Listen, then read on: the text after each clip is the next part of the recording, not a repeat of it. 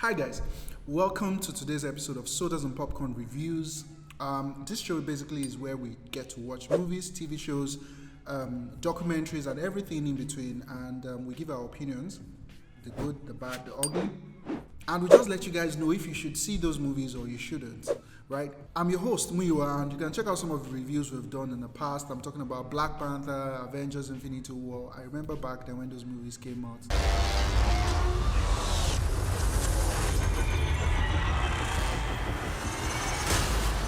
God damn it. I was so excited to catch those movies in cinemas. I mean, I can't remember how many times I watched them. So you can check out the reviews and share your thoughts in the comments. The review links will be in the box below. And today we'll be having conversations around very important topics, right? 2020 has been that year. One name this year go ragged. Right, except for a few billionaires that just keep racking up those dollars. I don't know how they're doing it. And some of the things that popped up on the radar have been societal and social issues, basically, right? And so I decided that today's conversation should actually take a look at some of those issues. Now, we'll be looking at movies that explore certain societal issues today from third-party perspective. How do I mean? I'm talking about foreigners. We're going to be looking at Nigerian stories told from the perspective of foreign filmmakers. This is in no way saying that Nigerian filmmakers are not doing a great job. No, I beg you, I'm not saying anything like that. I mean, I'm not. What I'm just saying is that I feel like let's just tell the stories from that perspective, and I felt that okay, this is just how I should decide to do this episode. I remember this particular movie by Tokbe Oshin, We Don't Live Here Anymore, which is a movie that deals with homosexuality. I mean, that's a subject that we don't get to talk about in Nigeria. Gay, lesbian, all that stuff, Nigerians. But I think that movie kind of did a great job in, dealing with this subject. I really enjoyed it. It was sad. Hey, God, that movie, I cried. I did cry. Big man like me, 6'2" man, crying over fame. You have no idea. But I did cry, and I think I really enjoyed that film, right? That's just an example of a certain movie by a Nigerian filmmaker that did a great job. And without further ado, the movies which we will be talking about today are the movies Joy, a 2018 movie by an Austrian filmmaker, and Shine Your Eyes, a movie by a Brazilian filmmaker which was released in the year 2019. Both of these movies can be found on your favorite streaming platform. The name starts with an N, ends with an X. I'm sure you know what I'm talking about. You can catch those movies on those platforms. And what stories do they tell? So Joy tells the story of a Nigerian girl or Nigerian lady, which is in no way a girl, a Nigerian lady who finds herself in Austria being a sex worker, trying to make ends meet. She's sorting out madam from the money which they carry go house every day. She's sorting out her pikin with the Austria with her. She's sorting out her papa and mama with the Nigeria, and she's still sorting out herself. How is she going to make ends meet with all this? I mean, the movie just dwells on her hustle, basically. Wow, I like the shape. But My shape won't give you money. but no problem. I'll know how to do this one. But Ma, please, this job is too hard for me to do. I don't want to do this job. Please, ma, any other job. I can clean, I can cook, I can wash clothes, I can do anything. I can even clean your house. Please, any other job. Too hard? You wanted to come Europe. Now you are in Europe. So you have to work and give me my money. You like, you know like. Now shall So Joy, like I said, is a 2018 movie directed by an Austrian filmmaker by the name, wait for it, I pray I don't murder this name, right? Sura Motezai.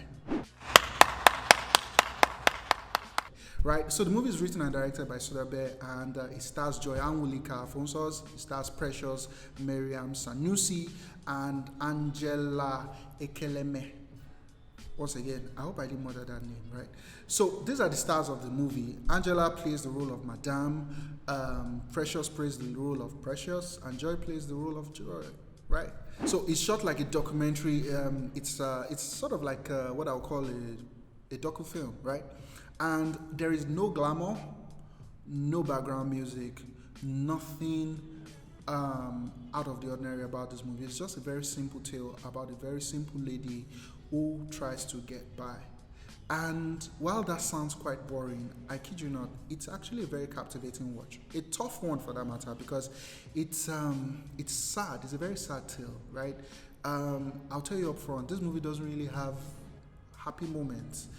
It just goes on and on to chronicle the life of this lady as we try to see things from her own perspective.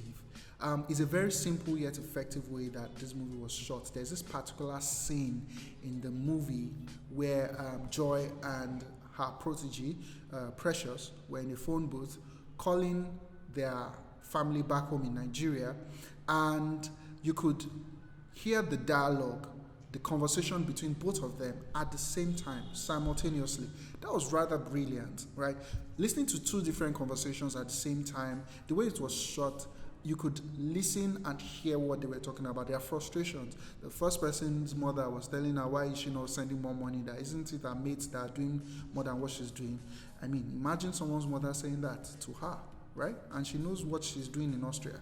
And the other person's family was asking for 5 million naira. If I get 5 million naira right now, I know what I'll do with that money. 5 million naira, just like that. Because of what? What is she doing? What work is she doing?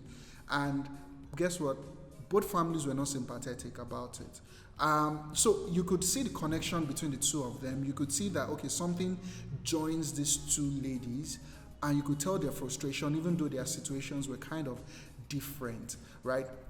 So it's a very sad tale, a very vicious cycle that is unending and brutal.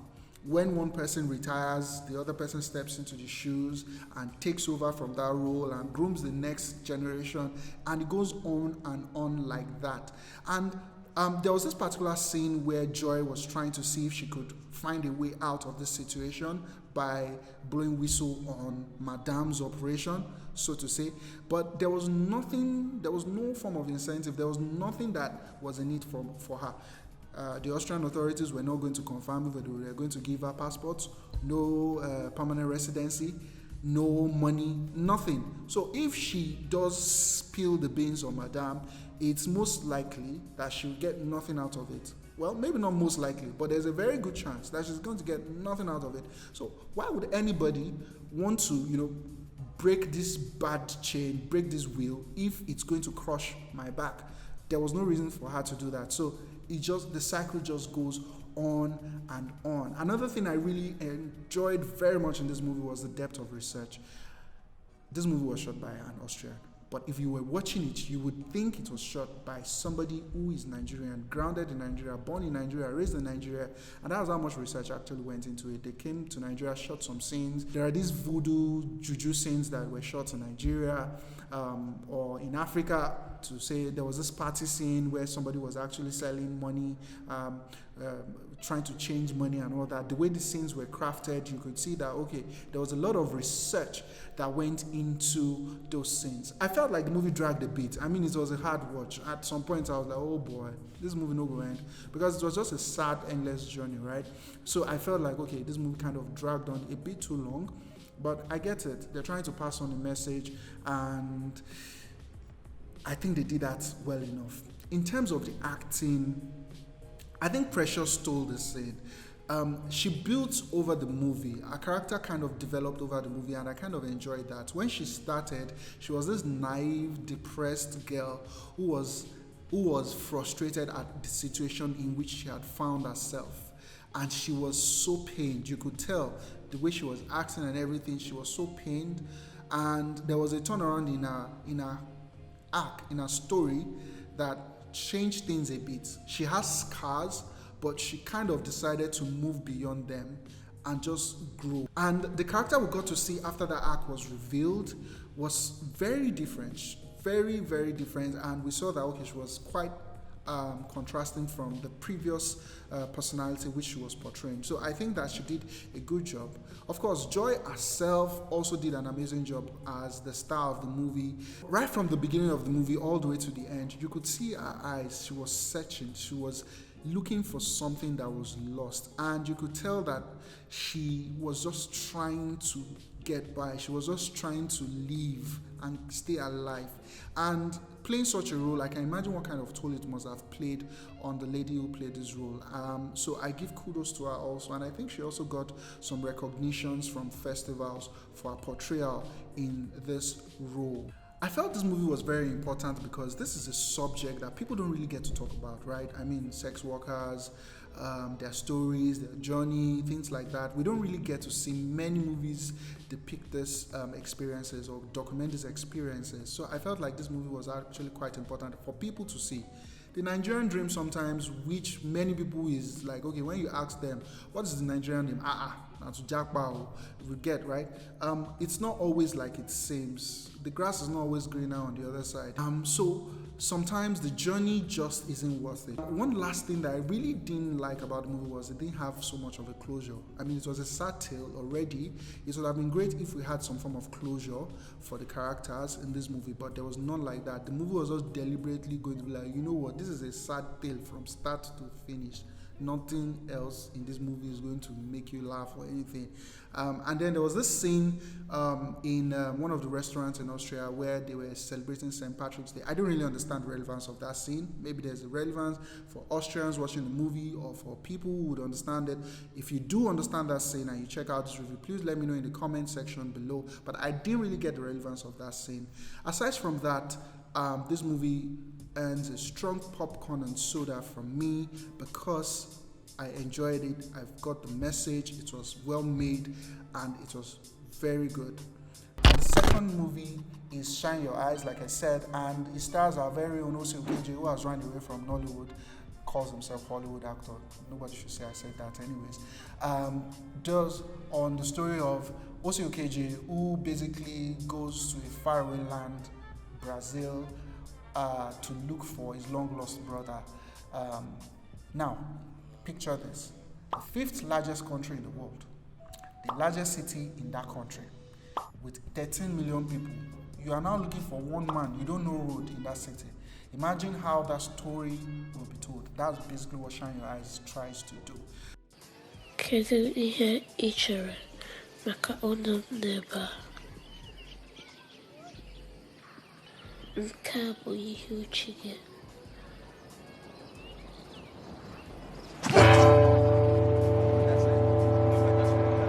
I'm looking for Ikenna Igbomeze. The last time I saw your brother, he was walking away from my house. I can't understand why he just disappeared the way he did. Shine Your Eyes by a Brazilian filmmaker called Matthias Mariani, and the writing credit is endless. I think there were like 4 or 5 people who wrote this movie, and I think you would see why when you watch the movie. It's deep, like very deep, very well crafted. I really give them kudos. The movie stars OOG, our very own OOG, as Amadi, Chukwudi Iwuji as Ikenna, and the gorgeous Brazilian actress. Man, this lady is the epitome of beauty. Her name, Indira Nascimento. So, Shine Your Eyes tells the story, like I said, of a Nigerian man, a musician, who travels all the way to Brazil to look for his brother. Now, his brother, Ikenna, who has been in Brazil for a long time, has pretty much been lost. Let's just put it that way, because he doesn't really communicate with his family anymore. He sends some random pictures every now and then of the big life, the good life he's living. And you know, painting a picture of a beautiful life that he's living out there in Brazil, whereas that is not really the reality. He's living a much different life from what the family members know about back in Nigeria. His mother is also getting frustrated. She's tired. She wants her son back. She wants her first son. And a lot of Africans, Nigerians particularly, you will know that there's some form of symbolism and emphasis placed on the first son within a family. So the mother, for some reason, just couldn't live without the son, and she wanted the son back home. So Osi set out on a mission to drag his brother back to Nigeria, and that's where the story begins. Now, what did I think about this movie? I think it was beautiful. Beautiful in the sense that in terms of visuals, this movie was stunning. It was well shot. The cinematography was splendid, and I think it was just a love story or a love letter to Sao Paulo by the filmmaker, who is of course a Brazilian. Now, the reason why I say it's a love letter is because if you watch the movie carefully, you would see that a lot about the movie was about the city itself, right? It was about discovering the great city, the ancient city of Sao Paulo, right? While doing this through the eyes of a stranger. Now, if you were in a new place and you're discovering somewhere for the first time, you're going to feel stunned. So I felt like it was brilliantly crafted to use a stranger searching the city for his brother, at the same time discovering the beauty of this ancient city. I felt the movie also decided to do something quite unique, which was the aspect ratio in which it was shot. It was shot in a 4:3 aspect ratio, which is quite unusual. That is maybe classic TV format or something. Normally for cinema or for digital film releases, you'd have the widescreen 16:9 ratio, but this decided to go with the 4:3, and I think at first it was a bit difficult for me to get. I felt like, okay, they were going to switch over, but till the end of the movie, they just went all 4:3 till the end. So I think it grew on me at some point, and I kind of got used to it. I feel like that was also deliberate. From conversations the director had in some interviews, he decided to shoot that because of the way the city is built, and coincidentally, according to the director also again, the Igbo mythology, because the movie is shot primarily in Igbo and a bit of Portuguese, which is a language that a lot of people speak in Brazil. I feel like the movie also dwelled on the mythology of Igbo, whereby, according to the director, he said the Igbos believed that the world was actually a square. Now, I mean, Igbos, if you're watching this, no be me talk am o, abeg. You can just let me know in the comments if you think that's actually valid or invalid, right? There were also some references to Igbo mythology, a lot of references to Igbo mythology. There was a song that had some deep meanings in Igbo. There were some Igbo mythologies. There were Igbo symbolisms, NCBD symbols and all that. So I feel like the research, man, I give it to the guys that did this movie. They really did a lot of research in terms of Africanism, in terms of Nigerianness and Igbo culture, because there was a lot that I didn't expect from a filmmaker from a separate background to have been able to pull off. But they did it beautifully and brilliantly. So the research was so good within this movie. Once again, I feel like, just like with Joy, I feel like this story also dragged. At some point I was like, okay, are you going to find this guy? Are you going to find this your brother or not? Or are you just going to just end this movie, right? Because I felt like it kind of dragged for too long. But then some scenes then pop up again that makes my interest rekindled. So I kind of had a feeling like, okay, some bitter-sweet emotions and reactions towards some scenes and some stretches within the movie. But altogether, as a whole, I think the movie was very much enjoyable. I think I had fun watching the movie. And once again, just like Joy, there was no closure in this movie for the characters. I feel like it's deliberate though, because like I said, it's a vicious cycle. These people just keep going on and on. I mean, in Joy, it was a case of a lady, going down the sex worker route, and then she continues on that journey.